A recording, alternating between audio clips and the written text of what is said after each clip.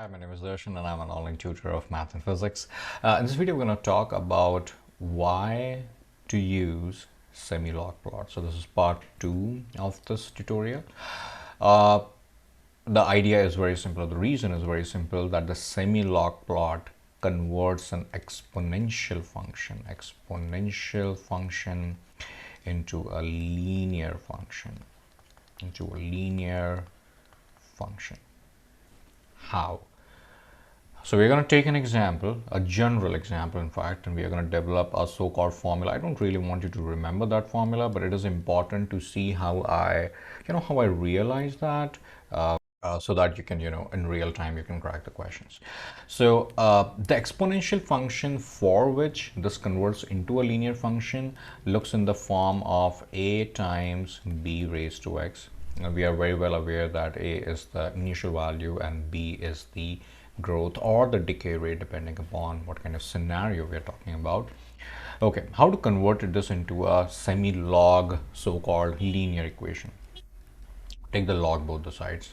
If you're asking about what base, it doesn't really matter. Consider the base as 10, but the approach doesn't really change.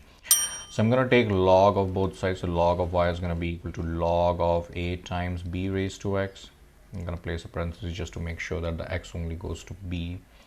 Okay, the log of y just remains as it is, and a log of a times b, there's a property like log of x times y is log of x plus log of y.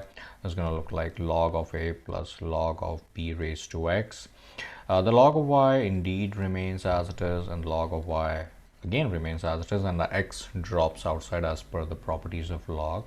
So this becomes x times log of b. Okay.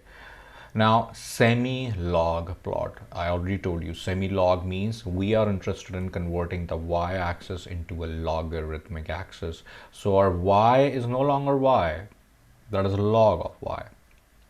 So the log y which you are seeing on the left side is actually my new y, because that is the semi-log. That is a property of the semi-log, or definition of the semi-log, and rest of the things just remain as it is. I'm going to write log b first. I'm going to put that in a parentheses, x plus log of a.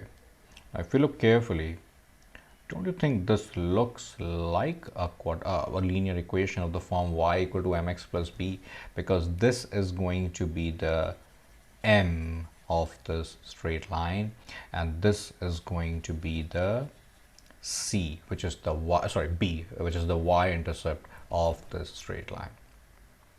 So the message from the slide is, any equation which looks of the form of a times b raised to x can be converted into a linear function by taking its semi-log plot. And why is that helpful? Because obviously linear functions are easier to analyze when compared to an exponential function.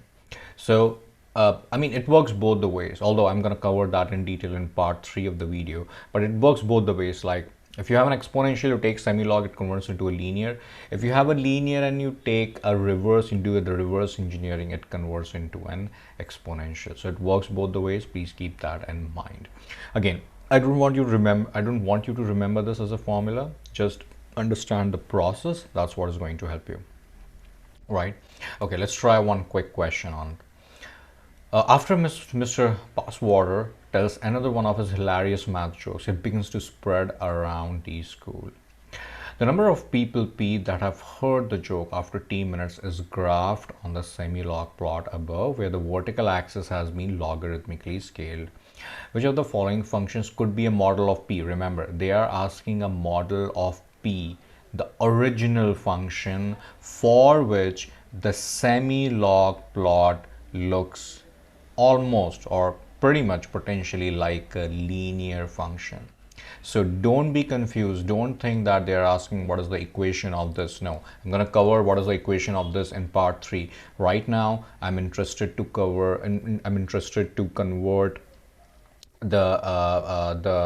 from this, I want to realize that what is the original function. So the original function is going to be, since this is a linear function, since the semi-log plot of the unknown function p is a linear function, the unknown function p must be in this particular form. That's it, a fact. So linear and logarithmic are ruled right off the bat, because I know that has to be an exponential.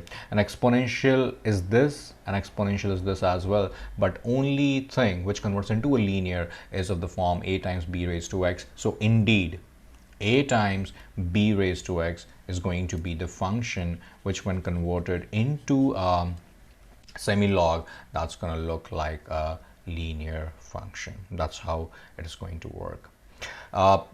It's definitely, we can convert the linear into an exponential, but that is our job for part 3. As of now, the message which I wanted to give is if the semi-log is a linear right off the bat, it is an exponential of a times b raised to x.